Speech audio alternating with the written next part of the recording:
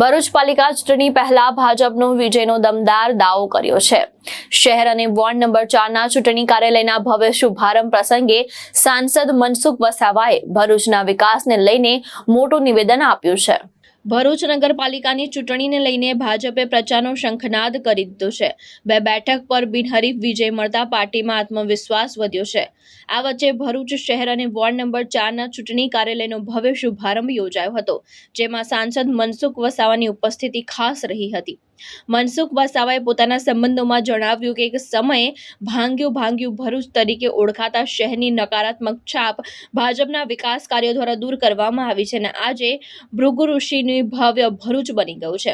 કાર્યક્રમ દરમિયાન જિલ્લા ભાજપ પ્રમુખ પ્રકાશ મોદીએ જિલ્લામાં 4 પાલિકા, 9 તાલુકા પંચાયત અને જિલ્લા પંચાયત પર વિજયનો વિશ્વાસ વ્યક્ત કર્યો હતો। આ પ્રસંગે કોંગ્રેસને પણ ઝટકો લાગ્યો છે। વોર્ડ નંબર 4 ના કોંગ્રેસ ઉમેદવાર મનીષ જાદવ ભાજપમાં જોડાતા રાજકીય સમીકરણમાં ફેરફાર જોવા મળી રહ્યો છે। કાર્યક્રમમાં ભાજપના અનેક આગેવાન, કાર્યકર અને ઉમેદવાર મોટી સંખ્યામાં ઉપસ્થિત રહ્યા હતા અને સમગ્ર વાતાવરણ વિજયના ઉત્સાહથી છલકાયું હતું।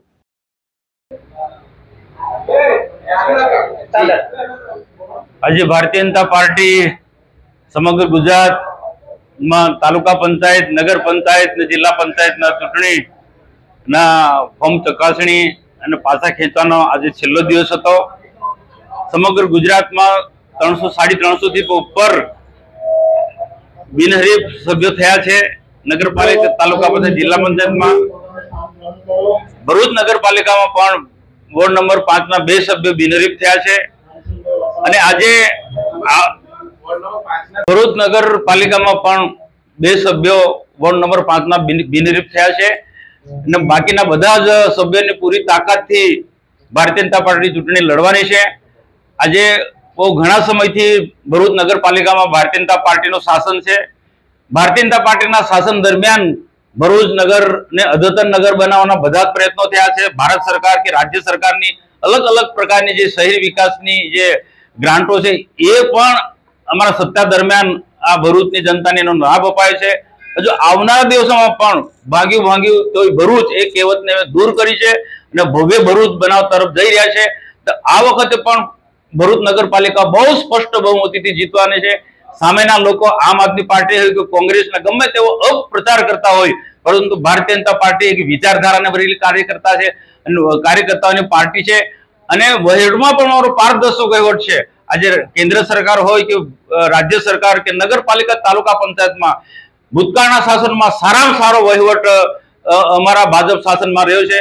નગરપાલિકા ભરૂચ ને હું વિશ્વાસ સાથે કહું છું કે એટલા માટે કે કેન્દ્રમાં અને રાજ્યમાં ભારતીય જનતા પાર્ટીનું શાસન છે અને અનેક પ્રકારની વિકાસલક્ષી યોજનાઓ છે।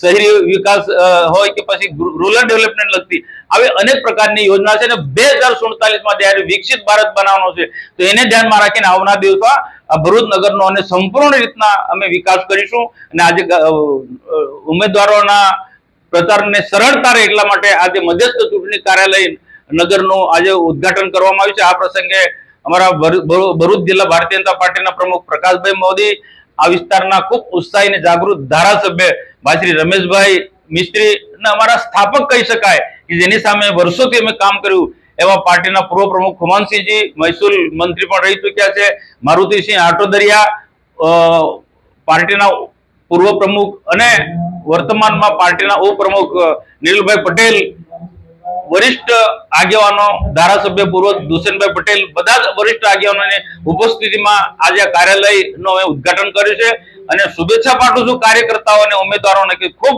મોટા માર્જિનથી તમે જીતો। ભારત માતા કી જય।